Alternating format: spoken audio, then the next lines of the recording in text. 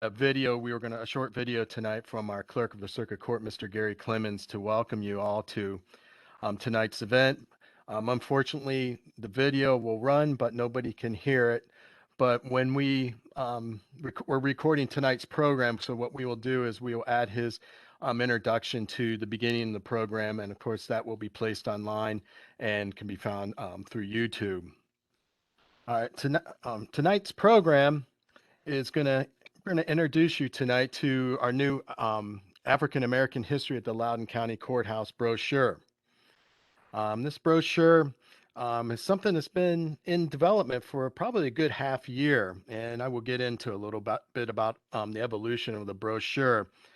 As you, tonight's program, although the PowerPoint is not coming up right now, tonight's program will have 5 speakers. Myself talking about the evolution of the brochure. Then the Black History Committee with Donna Bohannon and Alicia Cohen. They will be talking about certain 2 individuals that are in our brochure. Lori Kimball will talk about how wills and probate records that are in the county courthouse impacted the lives of enslaved individuals here in Loudoun. And then lastly, Shannon Fuller, who is also our host tonight, will show you the website that accompanies the brochure.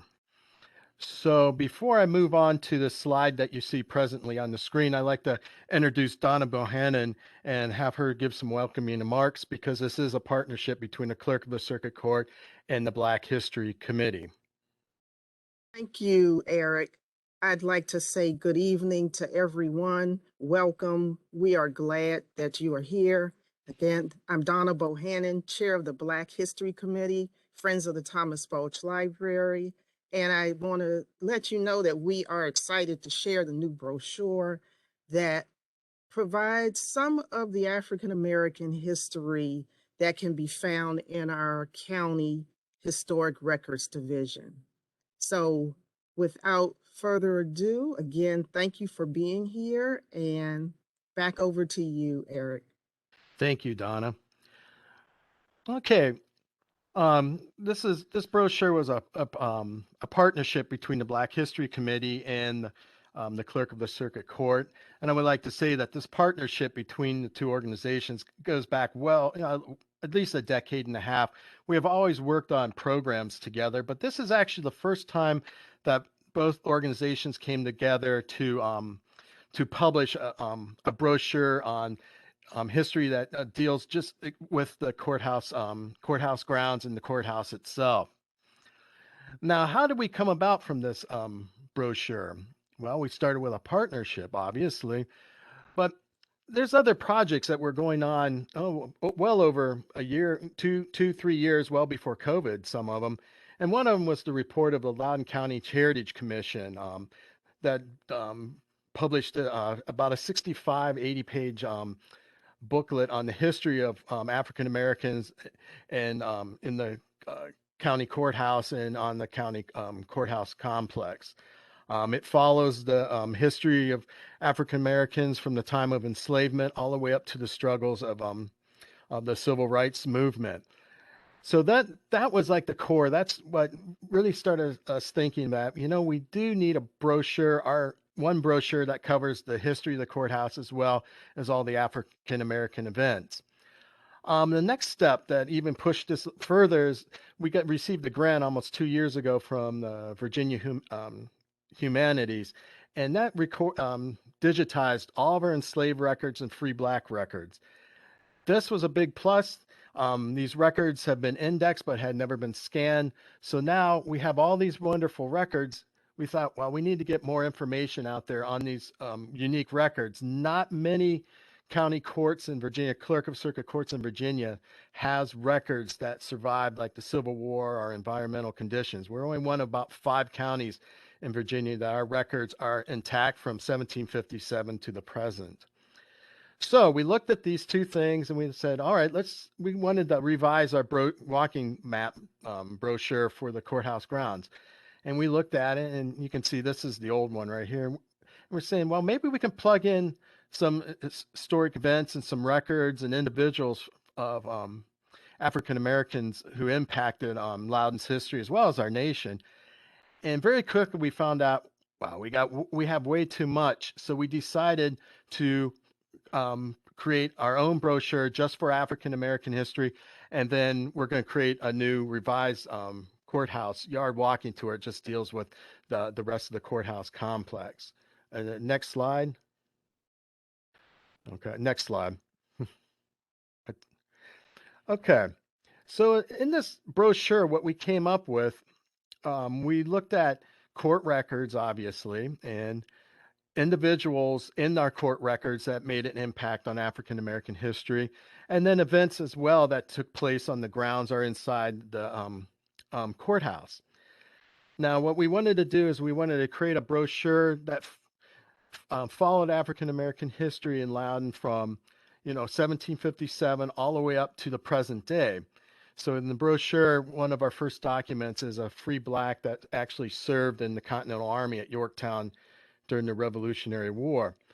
As we progress through the brochure, you will see how history progresses from enslavement to emancipation to the battles of Jim Crow and segregation to civil rights. And then finally, on the back of the brochure, we actually end with Judge Taylor, who was the first African American judge to be appointed to a court here in the county of Loudoun. She serves on the General District Court.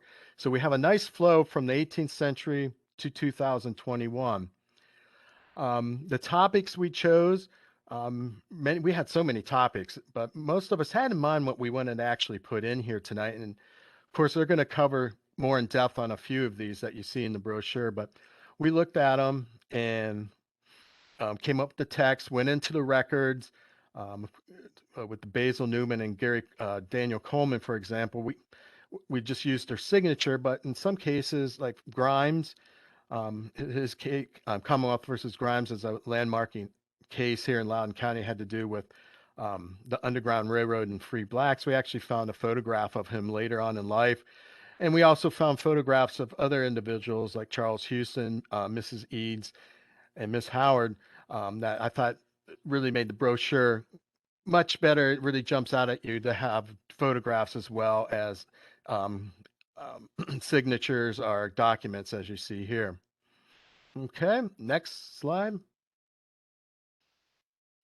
Okay, so really coming up with the topics were, in my opinion, were quite easy. I think we all had in mind who we wanted to pick, but we found out very quickly. We thought, well, let's design the brochure and house like we did with the or the courthouse walking map. Well, we found out right away, well, we're not graphic designers, and we wanted something that was going to jump out and impress people. So as you see, this is our design. We hired a printer and a graphic who had a graphic designer, and they designed the first brochure. And well, the information got in there, but we didn't really like to look at it. So we sent them samples of some other African American tour brochures and booklets from other historic areas in the Middle Atlantic states. And then what they came up with is the final version, which you see, this is actually the front of the brochure right here. So this is our final product. Once we've picked the design, then what we had to do is we had to go back through the brochure, of course, correct any typos, spelling, add to text, eliminate text. But also, we also looked at some of our images, and some of the images, it's like in this brochure, are not in the final one because we realized they just didn't look good when the proofs were sent to us. So we had to go back and replace some of our images as well. And then also we had plenty of documents and a lot more history. So what we decided is, well, we'll take this brochure one step further and create a website for it. So you can actually click on this website, see full images from the brochure, but also some more history and some more documents that that couldn't be included in the brochure. Shannon Fuller will show you that website at the end of our presentation tonight. Okay, next slide. Okay, so the last thing we did is, of course, GAM Printing was the company we hired to do the design and the printing. Once the brochure was approved, less than 24 hours later, 5,000 brochures were printed, and we picked them up in Sterling. While this project was ongoing to finalize the brochure, we started picking organizations that we want to distribute the brochure to. And we came up with a plan. And some of these you can see on here, the Loudoun County Public Library, which is going to have those brochures in every branch library in Loudoun County. Thomas Balch Library, obviously. Other museum and historic sites in Loudoun. There's just so numerous, I didn't list them all. The Loudoun Chamber of Commerce gave us a wonderful plug, and they've handed them out as well. Our County Public Information Office has done all the PR work on this project, and also made the brochures available in the county lobby building on 1 Harrison Street. Visit Loudoun, another great partner with us. Also, will be distributing brochures at the Visit Loudoun complex over by Tusky's restaurant. And then lastly, we are working with the county public schools to get the brochure into the schools as well. There's other organizations, the list goes on, but these were the key ones we actually wanted to focus on. So, okay, next slide. Okay, that's the end of my presentation to show you how this brochure evolved over, well, a six-month period from something just an in-house publication to a beautiful professionally printed brochure with a website attached to it that can supply so much more history on the impact of African Americans here in Loudoun County. And as you read through the brochure and the website, you will also find out many of these events also impacted African American history in the state of Virginia as well as the rest of the United States. So right now, I'm going to turn this program over to Donna, who's going to talk about one of the sections in our brochure. Thank you. Thank you, Eric. I'll start things off by telling you about an event that is related to Reconstruction and early civil rights. This event was reported in the Mirror our newspaper on May the 14th, 1883, when 17 African American men petitioned the Loudoun County Judge James B. McCabe to serve as jurors and judges of election. Although laws had been enacted through the 14th and 15th Amendments to expand their civil rights after slavery, in actuality, they were being eroded. So these brave men, 17 brave men, were community leaders. Some owned land and businesses, but all were advocates in the early civil rights movement. Now, this article, the 1883 article from the Mirror, was transcribed and published in one of the Black History Committee publications, An Essence of a People. Essence of a People. Lori, you can go to the next slide. Thank you.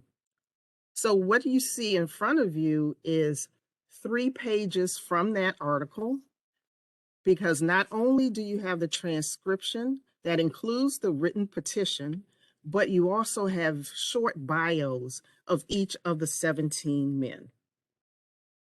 I will be sharing with you information about 3 of them: Joseph Waters, James R. Hicks, and Thomas W. Williams. Next slide. The first is Joseph Waters. He was the delegate for the Leesburg district. The mass meeting was a very organized undertaking. The 17 men represented what had been the voting districts for Loudoun County in 1883. And as you can see, Joseph Waters was from Leesburg. He was also the president of the delegation and also a landowner, as this deed shows you. On the 16th day of January in 1874, for a sum of $280, he purchased a lot of land within the corporate limits of Leesburg. Not only was he a landowner, but he was again a community leader, as he was a trustee for the Bailey Institute, which was its mission was education for African American community, and also a trustee of the Mount Zion Methodist Church. Next slide. The next person is Thomas W. Williams, delegate for Hamilton. We have here information from the marriage register, and you see that this is giving us some genealogical information.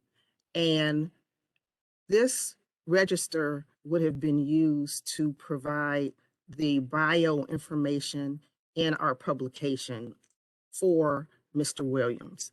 You see that he was married to Laura. This record shows their ages, where they were born, and their parents. Next slide.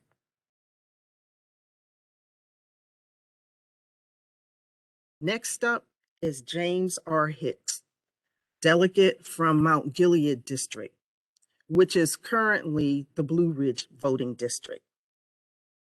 Mr. Hicks was, let me see, also a very prominent member of the community. He was a landowner, and his profession was bootmaker, and he was also a mail carrier. This is one of the records that we found, one of 3 records that indicated that Mr. Hicks was a landowner. What's interesting is that this document shows that he was purchasing a small parcel of land that was very close to a foundation of a certain shoemaker shop. And it notes that the shop was built by James R. Hicks. Next slide.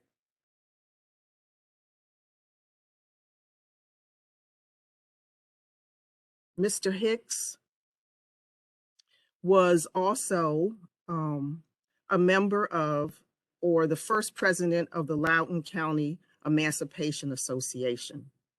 And in terms of what I'm sure you guys may be wondering, what happened with the men's petition?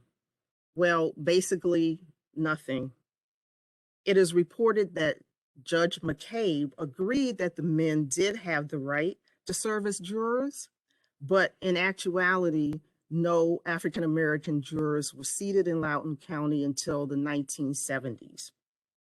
The judge outright disagreed with the right for the men to act as election officers or election officials, because in 1883, across Virginia and in the entire country, there was an erosion of Black civil rights, and Jim Crow laws were beginning to be implemented.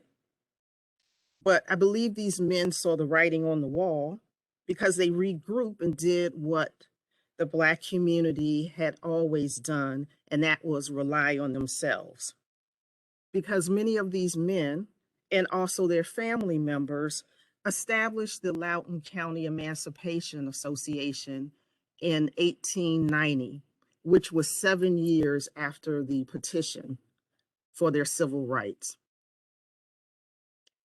The Emancipation Association was established to, 1, commemorate the preliminary Emancipation Proclamation on September the 22nd, 1862. The organization was formally incorporated with a charter that is at the courthouse in the year 1906. The photos you see here are excerpts from that charter document.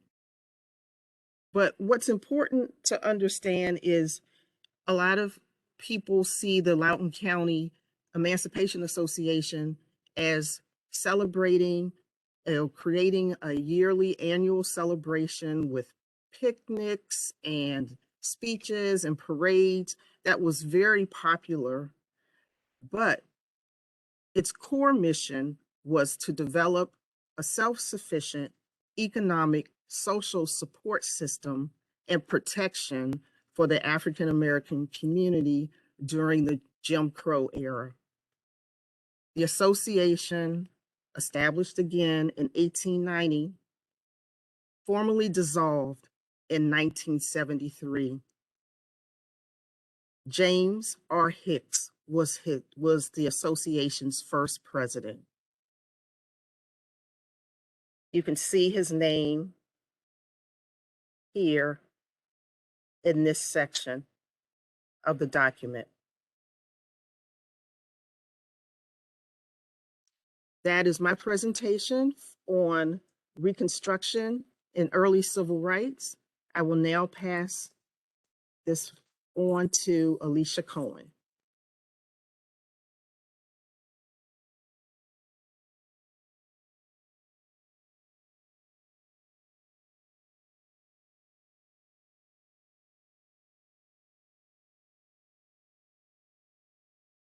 Good evening, everyone. I'm Alicia Cohen. I'm glad that you're visiting with us this evening. The beautiful picture you see here on the screen is also in the brochure. This is the photo of Flora Fitz Eads. She is the wife of William Eads, and they moved all the way from Western Virginia to Sterling in 1918. They took the opportunity and took a chance to move further up north in Virginia. They operated a dairy farm. They had a truck that delivered milk in the Washington, D.C. area, as well as the truck taking milk to the processing plants. They helped their neighbors by sharing their truck. And they also had a tavern on the property. It was called Rock Inn Tavern. And so they had several streams of income. So they were quite the entrepreneurs, especially during a very heavy segregated period in our history. It is told that the Pigeon Hill Farm, the name of their farm, was the largest African American owned farm in the county. They did all of this while raising 6 children. Next, please. What's important and archived in the courthouse is this deed from 1845. Look at the boundaries in the deed. At the time, the deed was, the owner was William Crittenden, and actually he named the farm Pigeon Hill. At that time, the economic crops were wheat or grain in general. When the Eads came along, there was a booming period of dairy farms, but it all started out based on this deed, which you can come to the courthouse and you can see the same deed that is shown on the slide. Next slide. Look at the yellow borders, the same overlay as the 1840s. This is an aerial view in 1857, and it shows you the boundaries for the Pigeon Hill Farm. Next slide. Now you'll see the same boundaries in the 1970s. These are the boundaries now for Countryside. The planned community that was built in the 1970s is still very active right off of Route 7. And I'm sure many of you have passed by there and looked. If you're going west, you look to the right, so it'd be the northern part of Route 7. And the same boundaries exist today. So if you live in Countryside or you live around Countryside, These same boundaries come from 1845.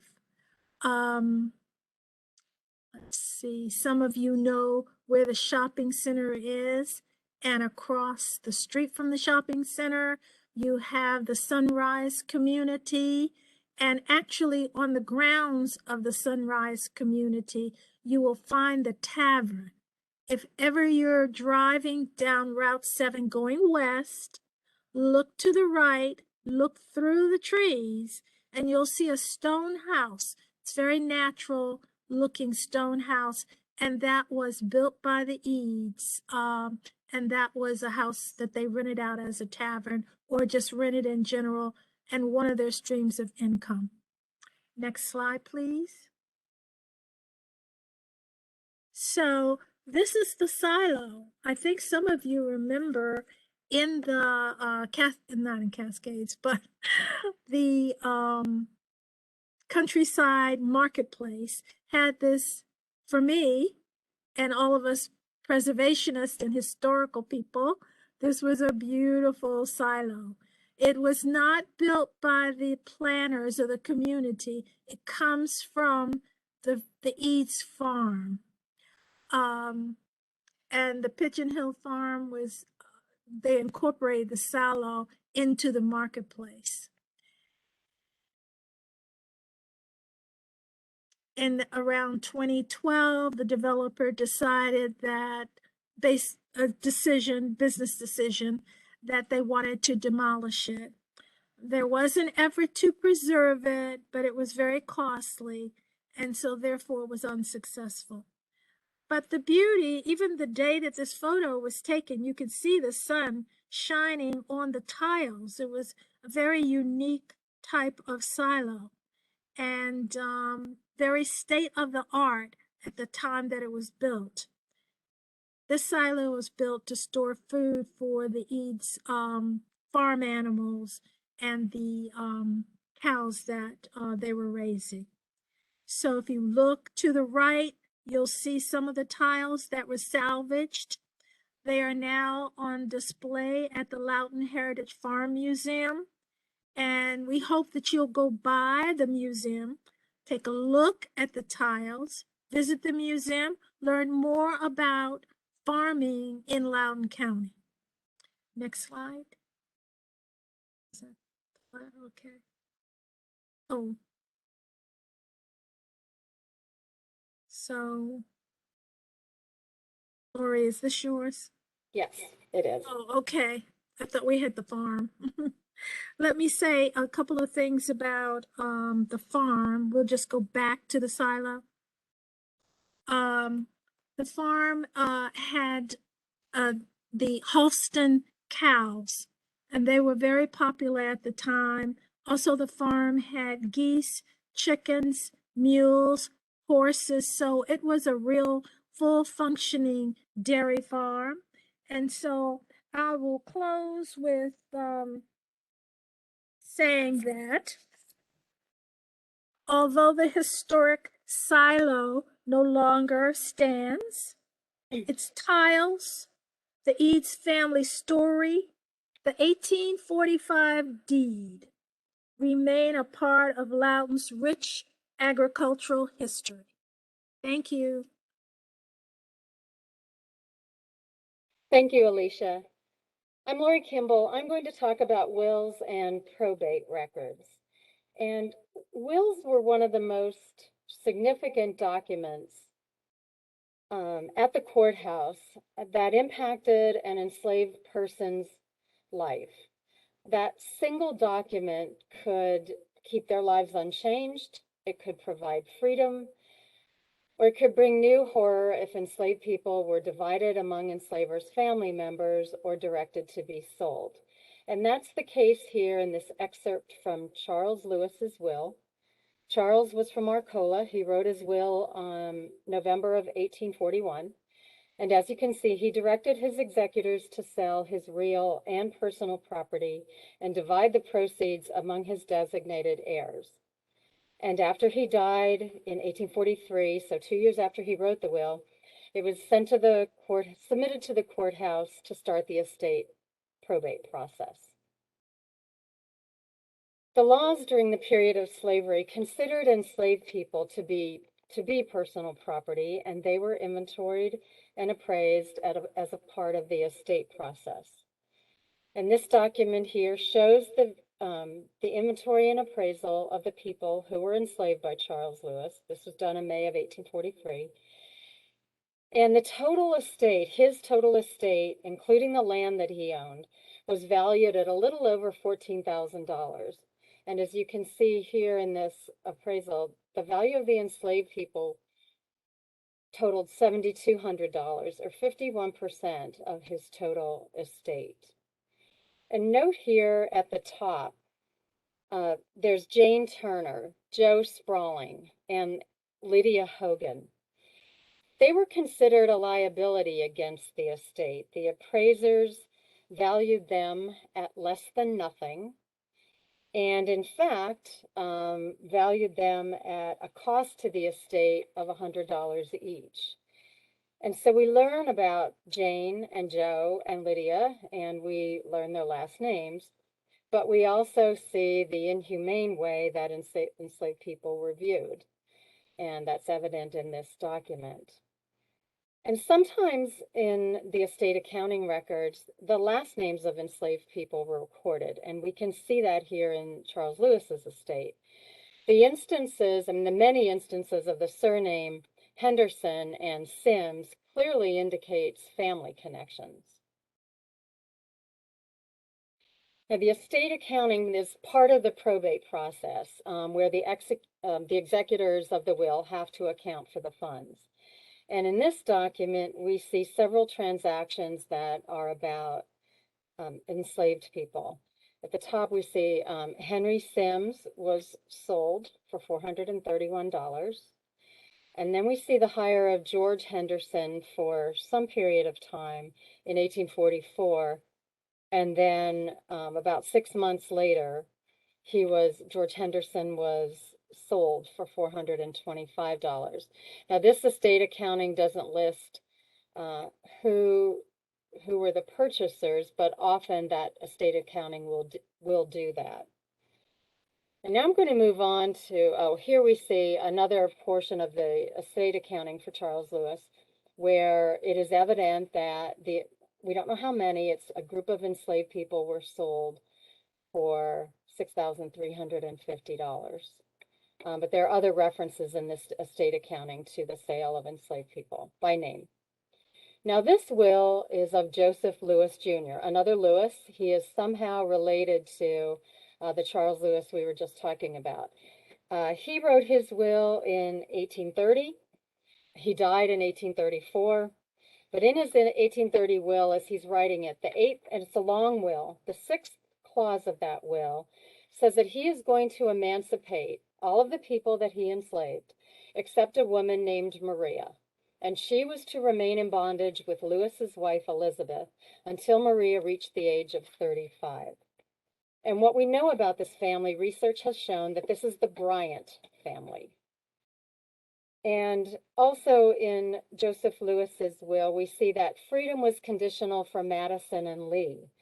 If Lewis died before Madison and Lee reached the age of 25, Lewis's executors were instructed to hire them out so that they could learn a trade. And they would remain enslaved until each arrived to the age of 25 years and no longer. So what we see with this will, some people are being emancipated, are supposed to be emancipated right after the death of Joseph Lewis, but some clearly were kept in bondage for a while longer. And the estate accounting also shows this too. The story of the Bryant family doesn't end here. So keep in mind, they are supposed to be emancipated with those exceptions in 1834, that time frame after Joseph Lewis died. But we can see from the estate accounting, 1837 and 1838 shown here, that the estate dragged on. It wasn't closed out. And that was possibly because there were lawsuits against men who had purchased land from Joseph Lewis's estate and they hadn't paid in full. So there were lawsuits that perhaps kept this estate open. But during this time period, certain enslaved people were supposed to be freed, perhaps all of them, remained in bondage. And this document shows that Grigg Bryant, was hired out in December, I think it was 1836, for $55. Later, he was hired out again to a Charles Lewis. Not sure if it's that one the man we were just talking about. And he continues to be hired out. But we do know from research that the Bryant family, enslaved by Joseph Lewis, they were emancipated as per his will. So in summary, these wills and estate records are at the courthouse. They're about enslaved individuals and their enslavers. And many of the customers, our customers who come to the courthouse, are here to do genealogical research. And wills and estate records are documents that can help people in documenting their ancestors. And now I'm going to turn it over to my colleague, Shannon Fuller.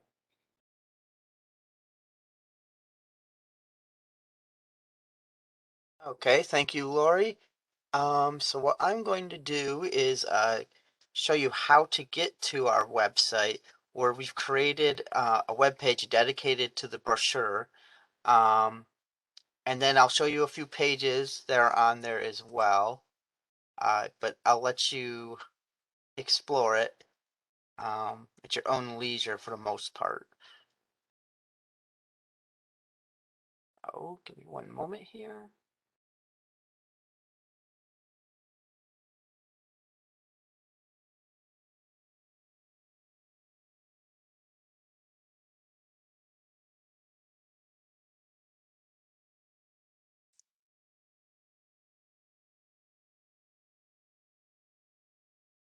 Okay, so here we are at the Loudoun.gov website. So I'm going to show you quickly how to get to the website. So at Loudoun.gov, you want to go down to the Clerk of the Circuit Court section underneath Courts and Judicial Services. And once you are there, you'll go to Historic Records and Deed Research. And from here, right now we have a link to the web page. It's this one right here. It's African American History at the Loudoun County Courthouse Brochure Resource. But our permanent link can be found under the Events, Research Tips, and Exhibits section. So here's the web page. As Eric mentioned, we created this web page after we were, going through picking topics and images for a brochure, and we realized we had more information than we could ever fit into the brochure. So we created this web page to kind of supplement and to have additional information about topics in the brochure. So for every topic in the brochure, we've created a web page. So I'll show you a few of them. First we have here, this is the introduction.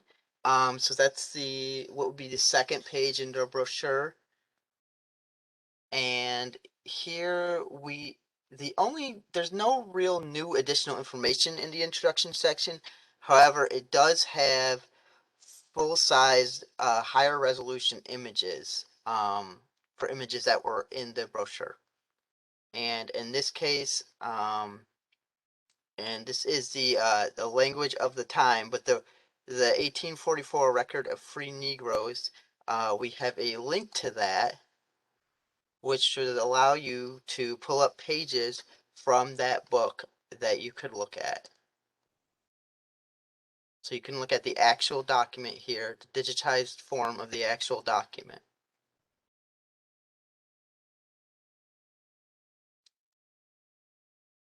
And another page I would like to show you would be Daniel Coleman. Now, in the portion of the brochure, Daniel Coleman, who was a Revolutionary War soldier, we mentioned in the brochure how he filed a claim to receive a pension for his service in the Revolutionary Army. In the brochure, we only have his signature, but on our webpage, we have the entire petition that he submitted for his pension. So you can take a look at it. the entire document right here on the web page. Now I'll take you to another page that we have. We'll take a look at the Reconstruction and Early Civil Rights page. Now, Donna talked about this in her part of the presentation, but here we have the full article from the Essence of a People publication that was published by the Black History Committee. And here you can read the entire article on the mass meeting.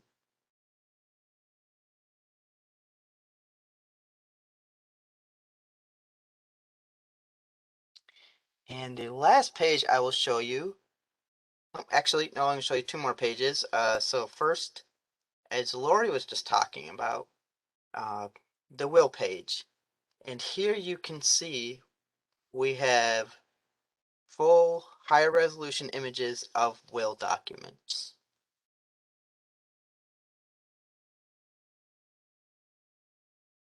Now, all of these documents, you can come into the courthouse, down into the basement, into the archives, and you can look at these in person. But here you can see you can look at them online as well. And the last page I'll show you is the World War I veterans page. Let me scroll to the top here. So this first image it's our cover image for the brochure. And so on this web page, as you can see, we have the entire full image of all the veterans here. And this page is quite a bit of additional information. We also have a muster roll documents on here from the First World War. And we have information about the new World War Memorial that integrated the veterans on there. Prior to this, they were segregated on the memorial. So here you can see the new memorial and information about it. And we even have a little section here about influenza and the influenza pandemic that occurred at the end of the World War.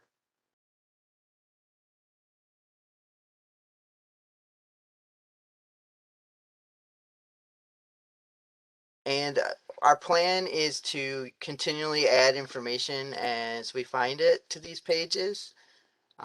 So right now, this is not the final product. We're going to keep adding information as we find it. So it'll be a growing, evolving web page. And that concludes my part of the presentation.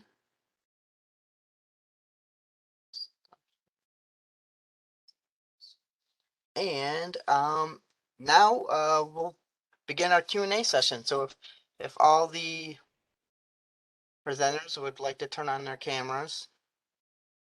And Shannon, one thing I wanted to mention to the audience is that Joseph Trammell's Freedom Papers are at the the Smithsonian Museum in Washington, D.C., the African American History Museum in D.C., and it shows his Freedom Papers tucked in the little silver box that he made for himself.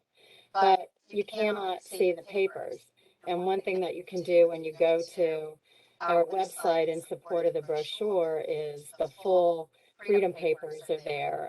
Alicia was just looking at them this afternoon when she was in. So just wanted to point that out. Donna mentioned something earlier to us before our presentation about Basil Newman. If you would like to share that with us tonight.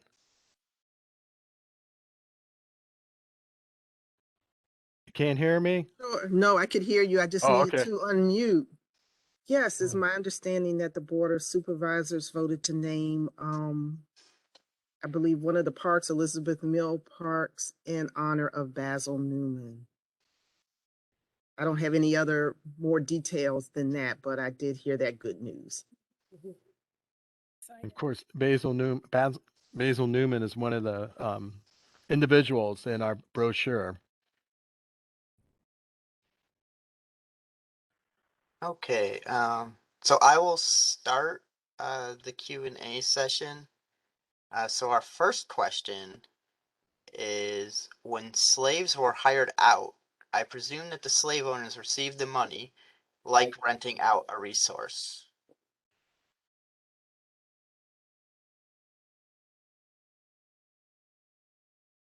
Do you want to take that question, Lori, or? Um, I would say yes. I don't Mm. know that, I can't think of any documents that I've seen where some of the payment went to enslaved people. I'm not saying that that didn't happen, but I can't say that I have seen no notation of that. It went to the enslaver. Lori's actually working on a project for us on uh, finding the remaining enslaved judgments, and a lot of what she's finding is actually judgments where the slaves are being rented out to somebody else, and they're failing to either one properly take care of them by they would specify with clothing and that they were supposed to be given during the year-long lease, or the person never paid the person who was renting their enslaved to them. So we're seeing a lot of these type of judgments, especially we're in the 1840s right now, and that's something Lori is working heavily with right now. Okay, so our next question is, are we able to search digitized wills by the enslaved's name or just by the name of the owner? So you can go to our indexes on our main index page. You cannot look at the actual will, but you can search the index by the enslaver's name or the enslaved person's name.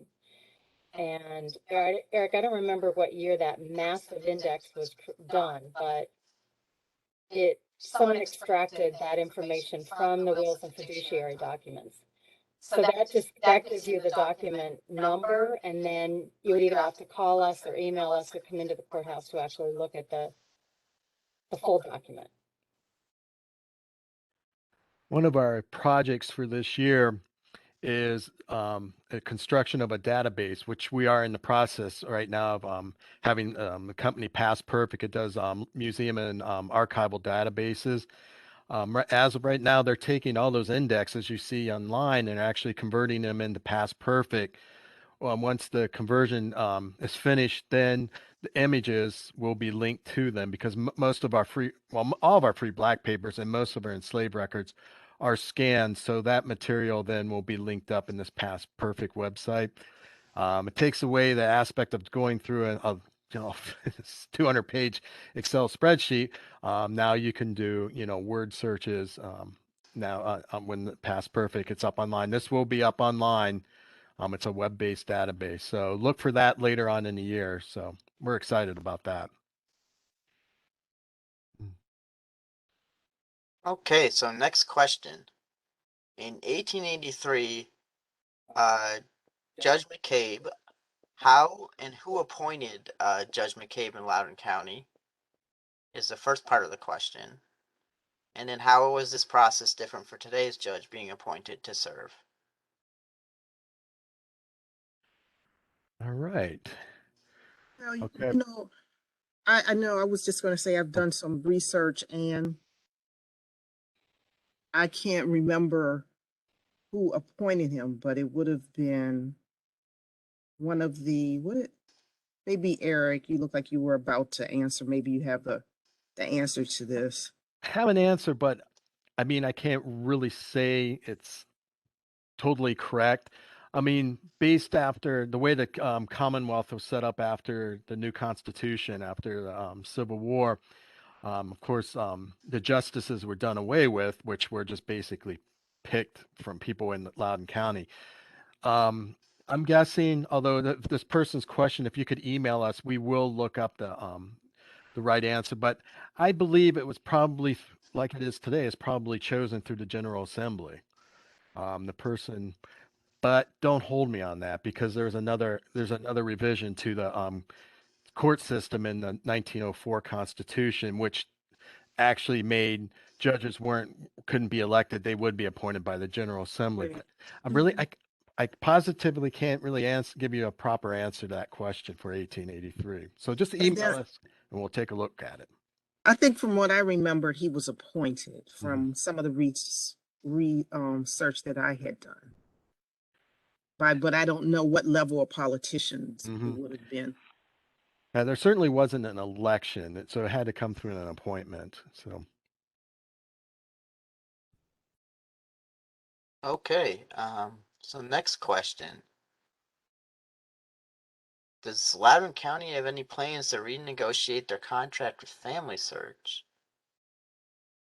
Many records which could greatly help with African American genealogy are locked and only accessible at family history centers or in Loudoun County.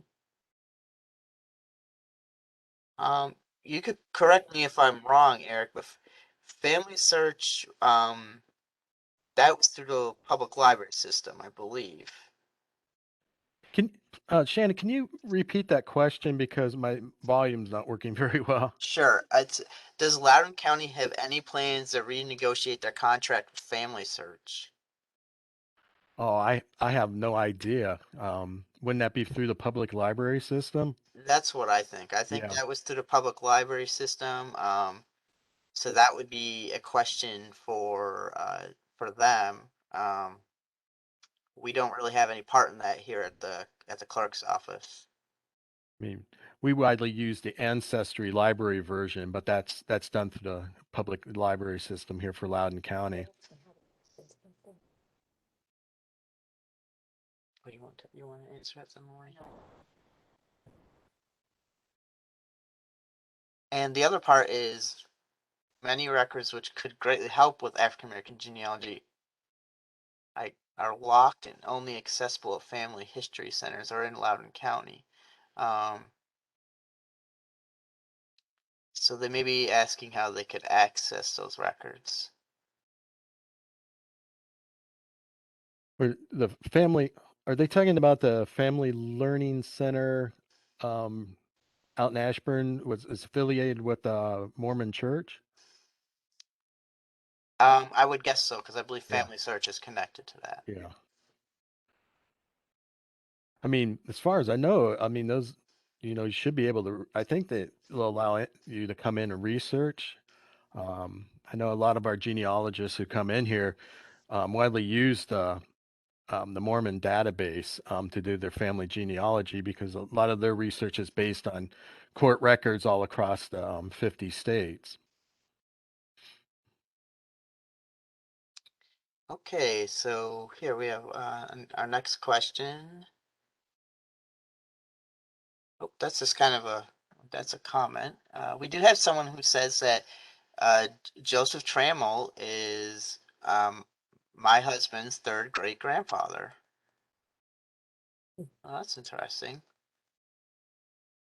And another person saying that they think Basil Newman is on my ancestor's estate settlement of 1836.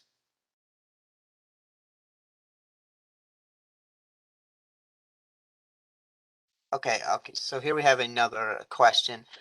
Do you know where Revolutionary War soldier Daniel Coleman is buried?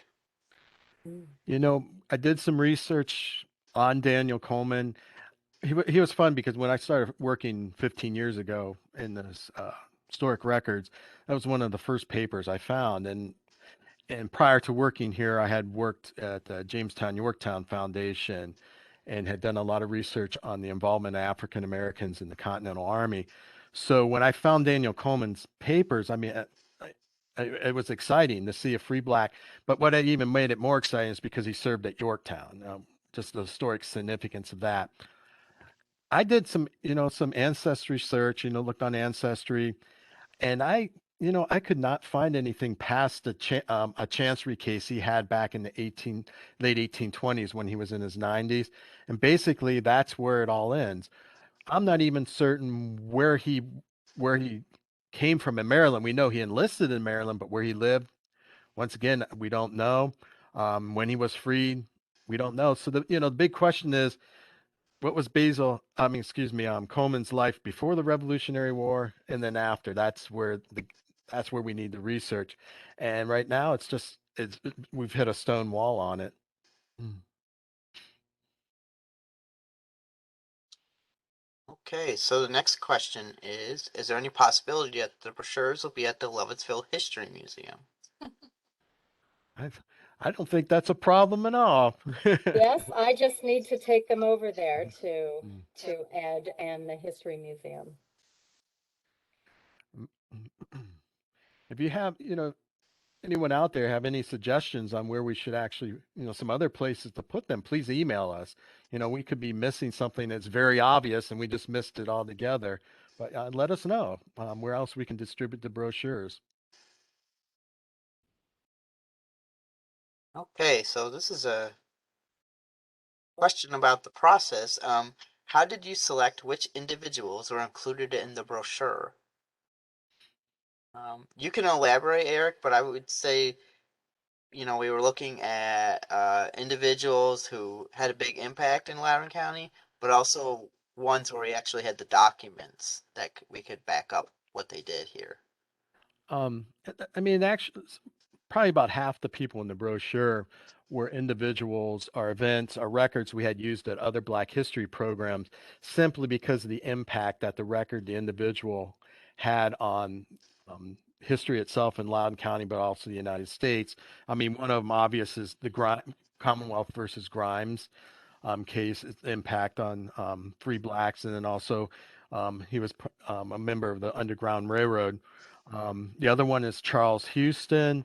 The impact Charles Houston had on challenging an all-white jury that African Americans should be on juries. He's the first to challenge it, and he won, where he was able to place one African American on the jury. You can read more in the brochure about him. He was someone we always use, and of course, Charles Houston in the civil rights movement is the biggest name prior to Martin Luther King. And personally, Charles Houston, to me, I knew him even before working here. He's also the person who actually convinced the Army Air Corps to allow African Americans to fly in the U.S. Army Air Force. Basil Newman had always been somebody we used because just his involvement possibly in the Underground Railroad, but also an free African American that ran the ferry service. Of course, we had a lot more. When we brought our ideas in with the Black History Committee, we added more to it.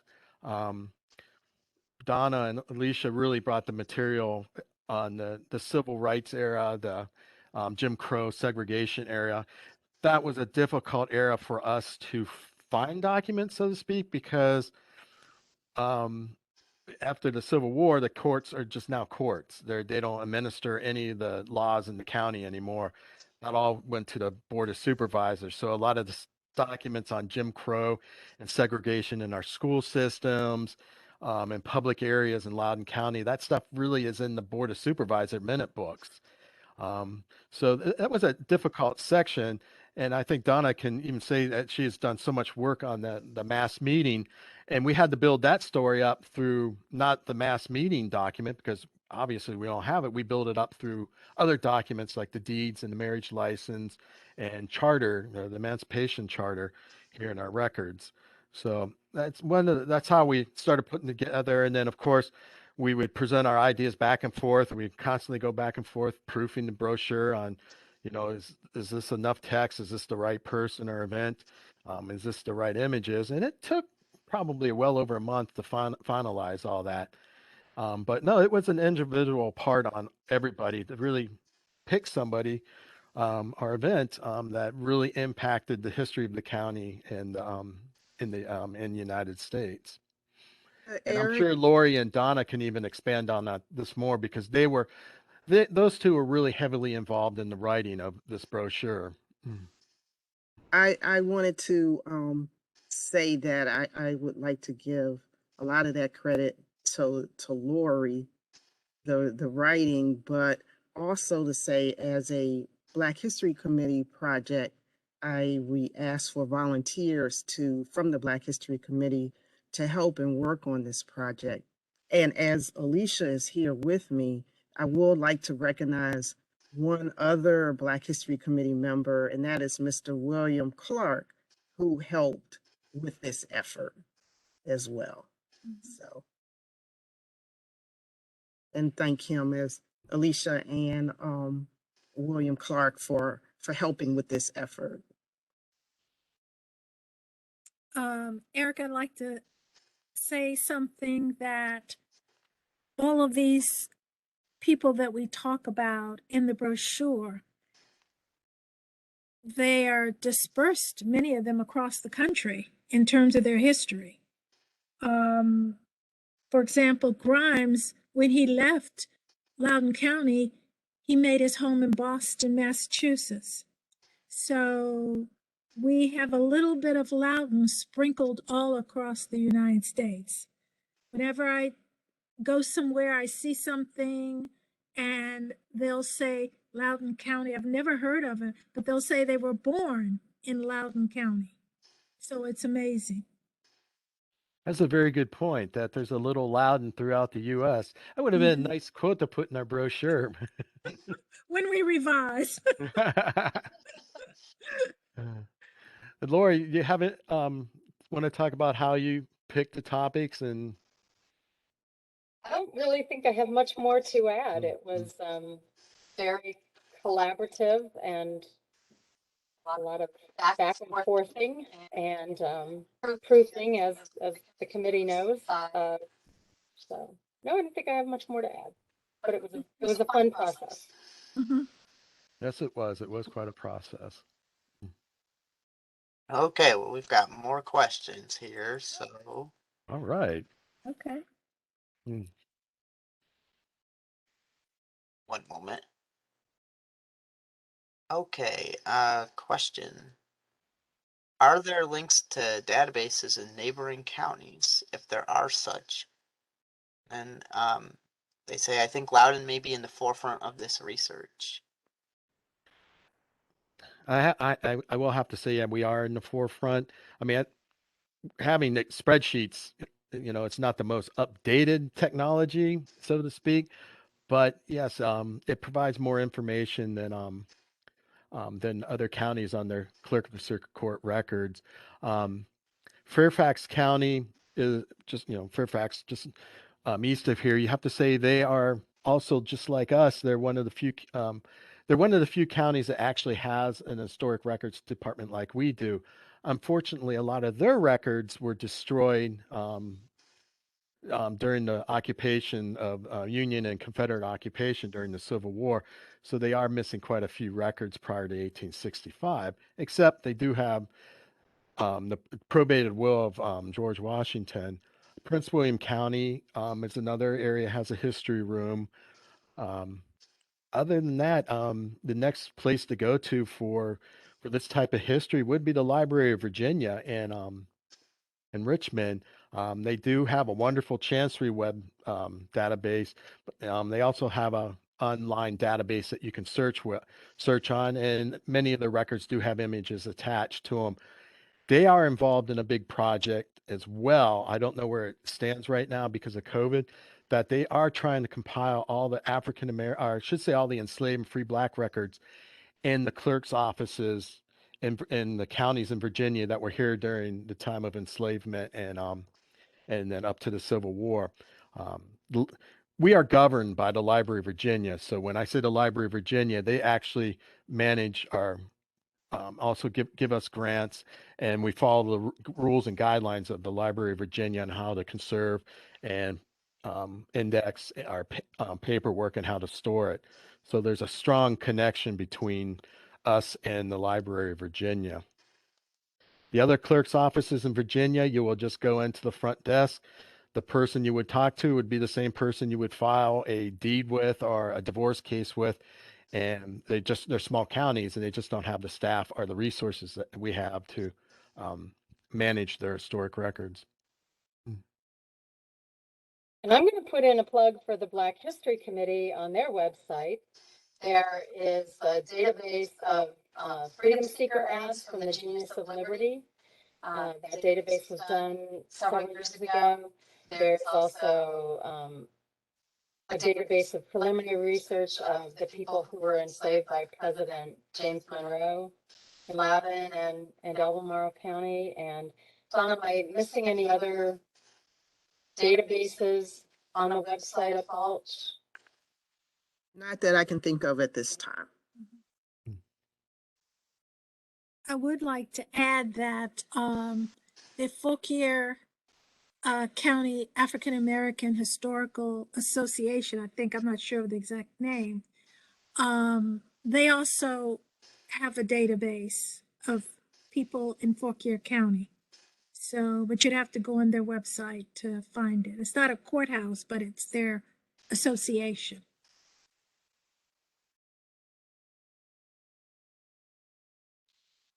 All right.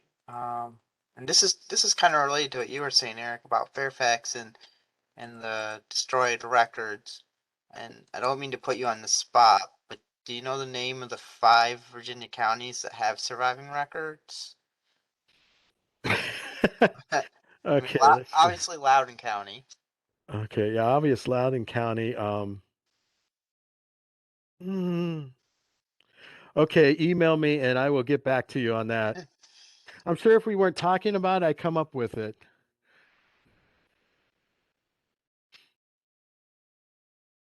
Okay, and let's see. As you find other African American records, will the brochure be updated?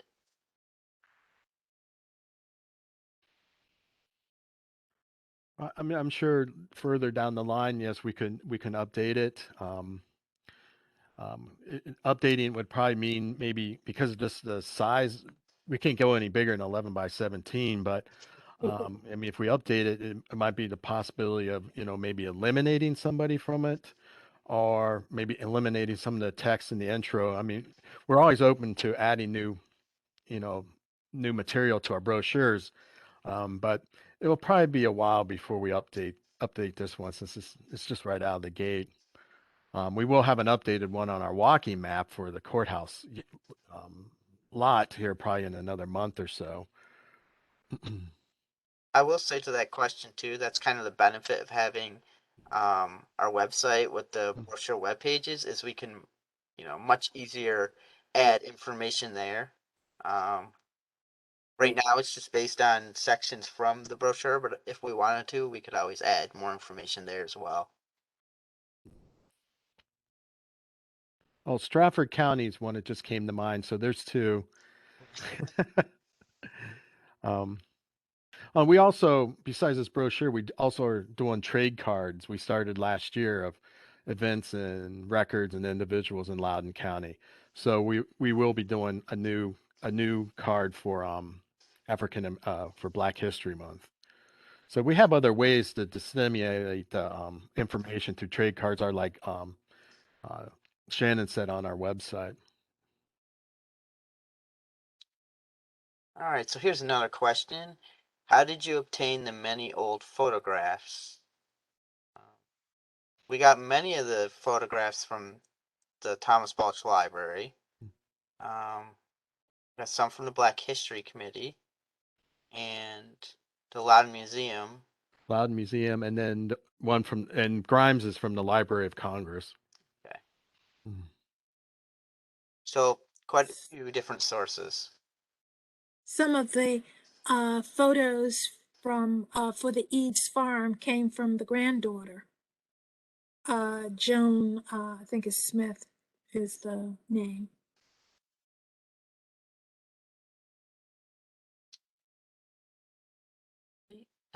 So next question, will the brochures be at LVA?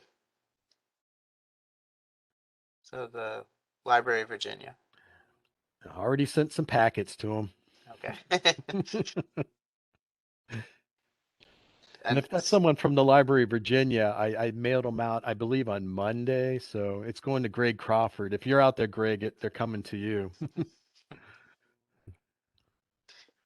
And this is a similar question. When will the brochures be available? And they're already available. And can the senior centers receive a few? And I think they've already gone out to the senior And I center. believe Gary took stuff to be distributed to community centers and senior centers. So you should be receiving them.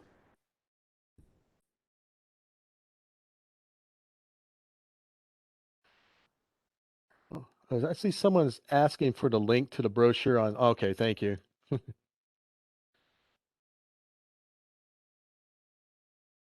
And this question's about the image on the front of the brochure, the one you actually have in your background, Eric. How many different branches of the military are represented in this image?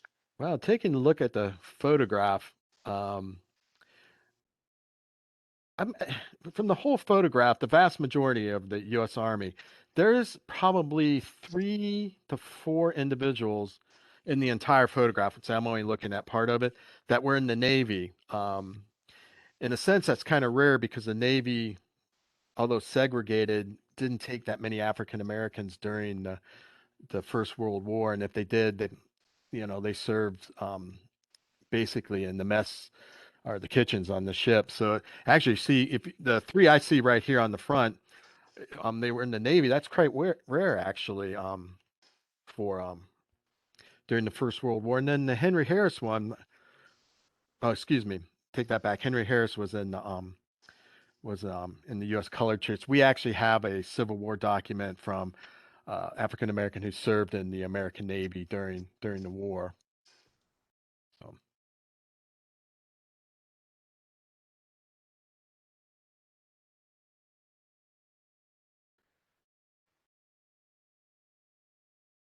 Okay, how many slaves are recorded as free slaves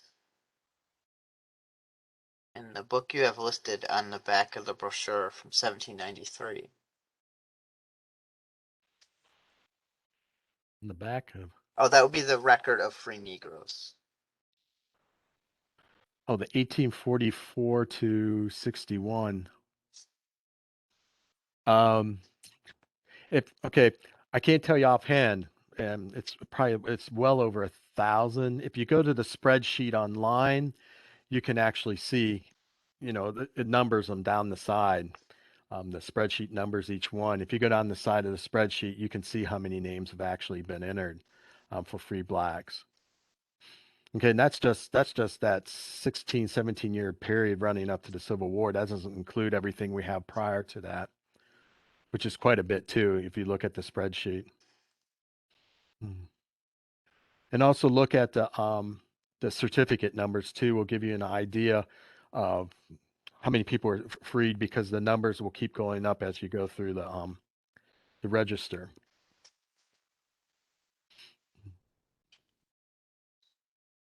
Okay, another question we have is they're asking what happened to the birth registers between 1880 and 1912 and the death registers between 1867 and 1912. Okay. All right. So we do have a birth register. We don't have the original anymore. We don't know what happened to it, but before somebody got rid of it, and this was probably 75 years ago, they actually went through and they typed out all the names that were in that birth register from, what was it, 1867 to 1880, in that period. Okay, now from 1890 on, you will not find any birth records or death records in the state of Virginia. They did not file them, they weren't required. And that will not start again until 1912 when the state required that a birth and death records be filed with the county where the birth or death occurred. And then a quick note on birth and death records, and this goes for the entire United States. There is no birth or death records in most states prior to 1853 because the states just didn't require them. And that seems to be true for almost every state that was in the Union at the time, in the 1840s and 50s.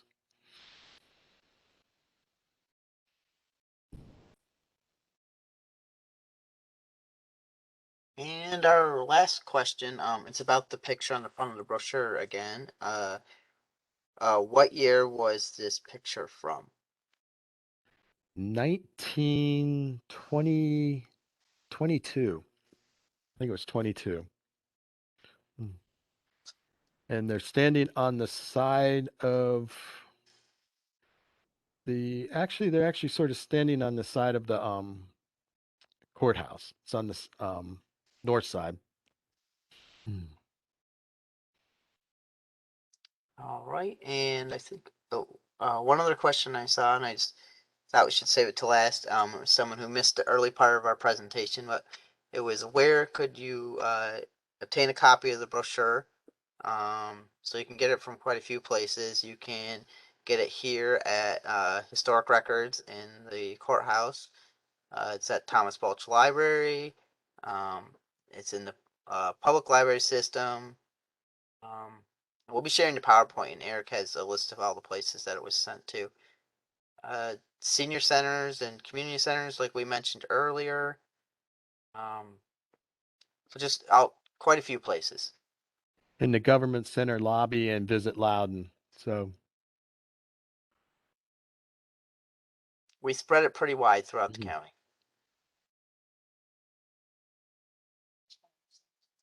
Heritage Farm Museum. and Thomas Balch Library. Okay. And Oh, if you live in Fairfax, the Clerk of the Circuit Court archival room has brochures too.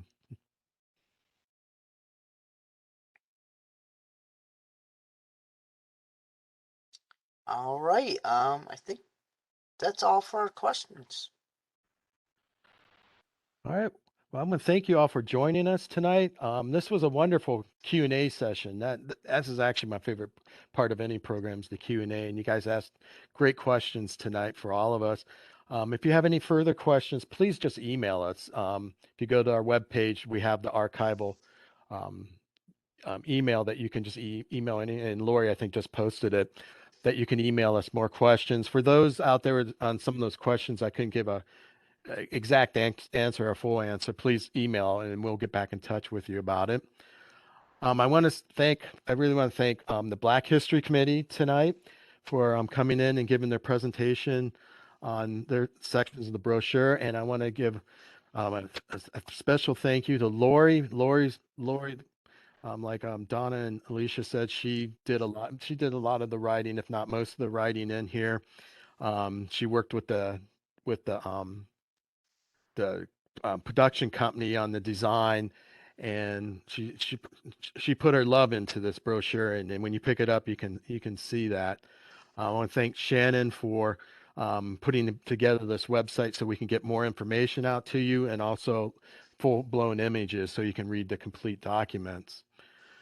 So that ends our program for tonight. I really hope, and I think I said this at the end of the last program, I'm really hoping our next program is an in-person program at the courthouse on a first Friday night, because it's just so much more fun when you can actually see some of these documents out on display. Once things get better, we will have a program where we will have some of the documents from this brochure on display, but we are looking at a June open house. Keep our fingers crossed. It looks like things are getting better. And I staff and everybody, we're looking forward to seeing you all in person again. And it's easier to talk in person than to deal with these virtual programs, especially when we've had some problems with it tonight. And I appreciate you staying in here with some of these problems. So, okay, I wish you all a good evening and stay healthy. And hopefully we'll see you in June. Thank you. Thank you, everyone. Thank you. Thank you. Thank you. Thank you, Lori. Thank you. Thank you, everyone.